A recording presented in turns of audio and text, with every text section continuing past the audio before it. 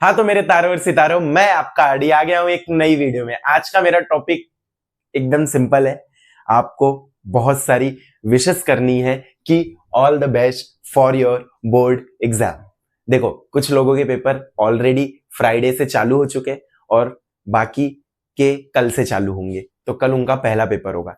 जिनका दूसरा तीसरा पेपर है उनके लिए भी ऑल द बेस्ट, जिनका पहला पेपर है उनके लिए भी ऑल द बेस्ट। तो मैं सिंपल एक, देखो पहले तो ये देख लो कैसा है, अच्छा है। हाँ तो मैं थोड़ा डायग्राम में भी अच्छा हूँ, अच्छा खासा डायग्राम बना लेता हूँ, अच्छा खासा आर्टिस्ट बन सकता था मैं बोला ठीक है, दूसरे के पेट पे लात क्यों मारना, आ जाता हूँ इस लाइन में, वो जाने दो, वो वही करेंगे, मैं ये करता हूँ। तो मैं तुमको एक छोटा सा टिप्स भी देने आया हूँ कि ये 5 टिप्स तुमको याद रखने अपने एग्जाम में। पहली बात, सिर्फ और सिर्फ तुमको बेस्ट विशेष देने नहीं आया हूं मैं तुमको समझाने भी आया हूं कि तुमको कैसे करना है पेपर, क्या करना है। सबसे पहला पॉइंट जो पेपर का होगा वो होगा टाइम। अब टाइम का मतलब ये नहीं कि सिर्फ और सिर्फ तुमको टाइम पे सेंटर पे पहुंचना है।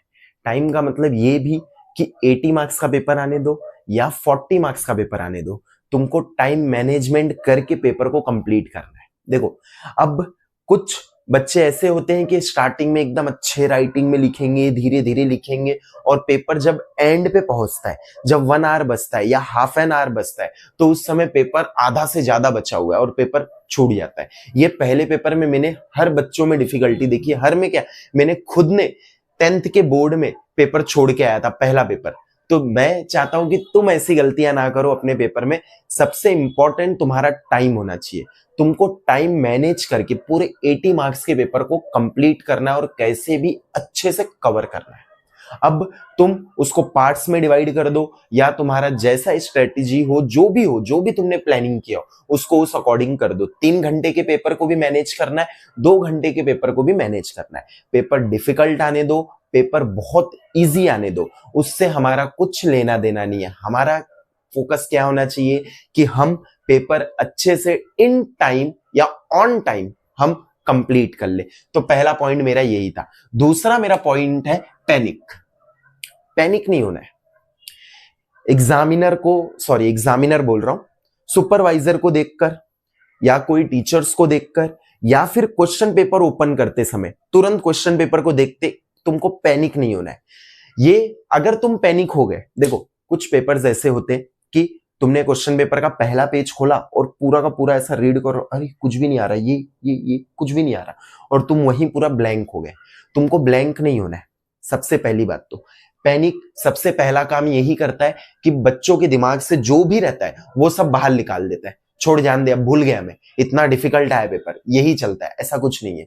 ऐसा नहीं है कि पूरा का पूरा पेपर ही डिफिकल्ट आएगा। कुछ क्वेश्चंस डिफिकल्ट आ सकते, कुछ पैसेज डिफिकल्ट आ सकते, कुछ ऑब्जेक्टिव्स डिफिकल्ट आ सकते, या कुछ सम्स डिफिकल्ट आ सकते, कुछ भी हो सकता है। तो इसका मतलब ये नहीं कि तुमको पैनिक होना है और पैनिक होके अपने पेपर का पूरा ऊपर का नीचे कर देना है, ऐसा कुछ भी नहीं। एकदम नॉर्मल, एकदम नॉर्मल आराम से पेपर को ओपन करो, पेपर को देखो, रीड करो, समझो और एकदम आराम से पेपर कंप्लीट करो।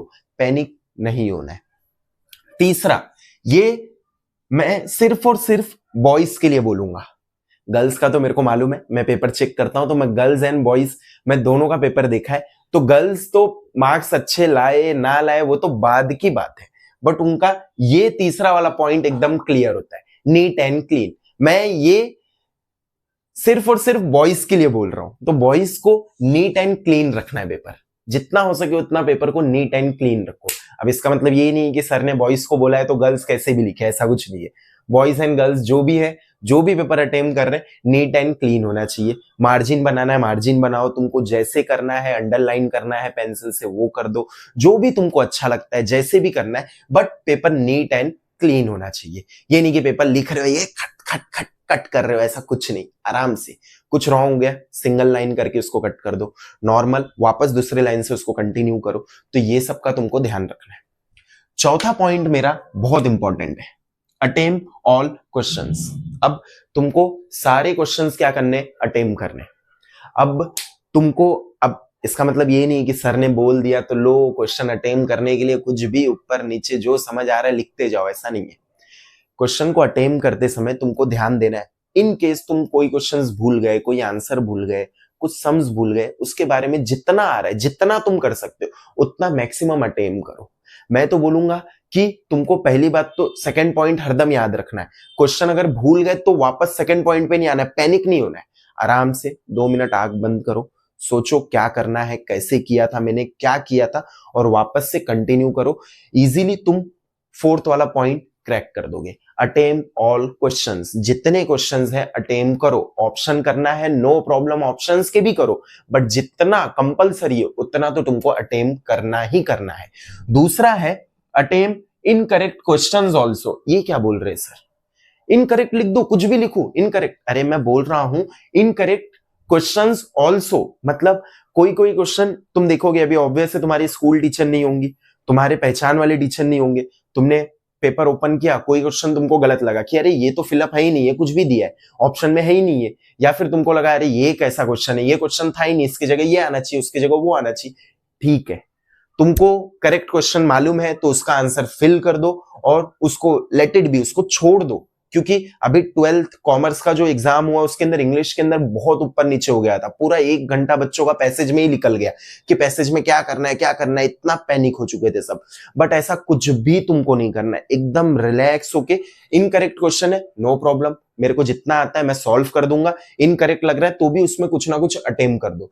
तो तुम अगर अटेम्प्ट किए रहे तो जब भी प्रोवाइड होगा मार्क्स, तुमको वो मार्क्स इजीली प्रोवाइड हो जाएगा। बस ये पांच टिप्स तुमको याद रखने और इजीली तुमको अपने सारे पेपर अच्छे से देने। ठीक है, ऑल द बेस्ट। अगेन मैं बोलूंगा जैसा हो भी हो, जो भी किया हो अब तक, जितना भी किया हो, नो प्रॉब्लम। अब तुम अपने पेपर्स पे ध्यान दो और इजीली सारे पेपर्स इजीली क्रैक करो।